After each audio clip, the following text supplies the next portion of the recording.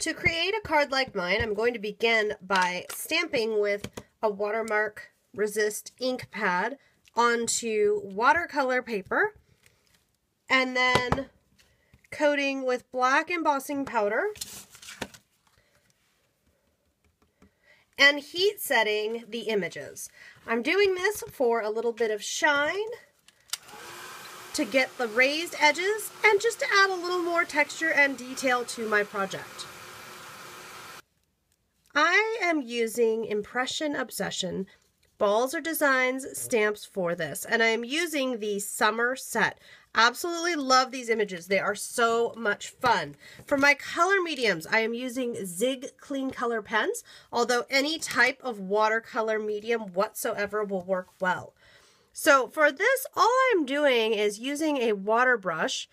You could use a regular paintbrush dipped in water as well if you don't have a water brush. And I'm just putting a bit of color at one end and then using my water brush to just kind of blend it out. And for the edge, I'm leaving it very bold at the edges and then just pulling the tiniest bit of color into the middle. Now, once I have done this on my leaves as well as my entire main flower circle image here, and I am happy with the look of everything, I'll just let everything dry and then cut it all out, and I'll be ready for the next step. The next step for this card is to pull out a Balzer bit stencil. I'm using the new stencil waist, sequin waist, not stencil waist, no such thing as stencil waist. And I am loving this stencil. It's the perfect size to add just a little bit of detail, a little bit of texture at the edge of a project, as a part of a project. I am going to use this right in the center here of my card, and I'm going to use a little bit of light molding paste. Any molding or modeling paste would work just fine. You could also use a heavy acrylic paint or gesso for this. As long as it has enough body to really stand up and give you that bit of texture, you'll be great. Now you can either stay within the stencil, or it is okay if you go outside the lines just a bit. That's really up to you.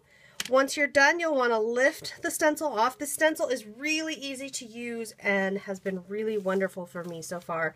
And I show this because this is the one time you'll see me clean a stencil. If I use a paste, I always immediately spritz it with a bit of water and wipe it down just so that there's no residue or buildup.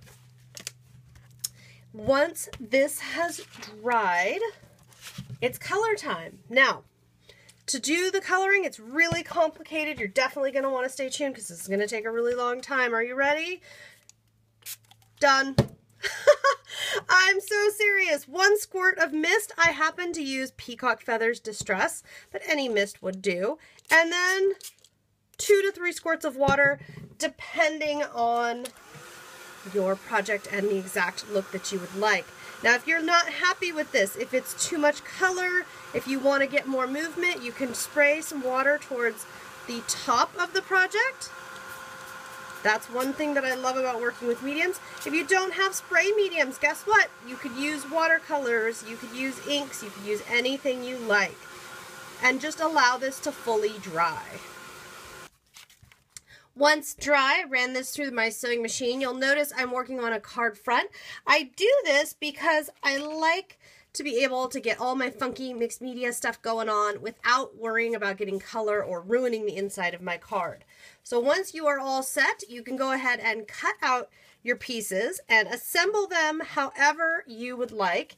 And if there's any final touches that you would like to add, for example, sometimes I like to take some gold mist. I have Heidi Swap gold mist right here, and flick a few little droplets. You could also add sequins, seems appropriate since we're using sequin waist. You could add some word sentiments, whatever you'd like, and just adhere these down wherever you see fit on the card. Personally, I like to make a little cluster down here towards the bottom. Let me switch over here and show you my finished card, which you can see right here with the stitching around twice. And these are some Tim Holtz phrase stickers that I've got on here. Now this is ready for me to attach to a card, add my heartfelt note inside, and send off to a friend that I really think is going to appreciate this card in particular. I hope you've enjoyed my quick little tutorial here today. Thank you to Julie for having me on as a guest. I will see you guys next time. Happy crafting!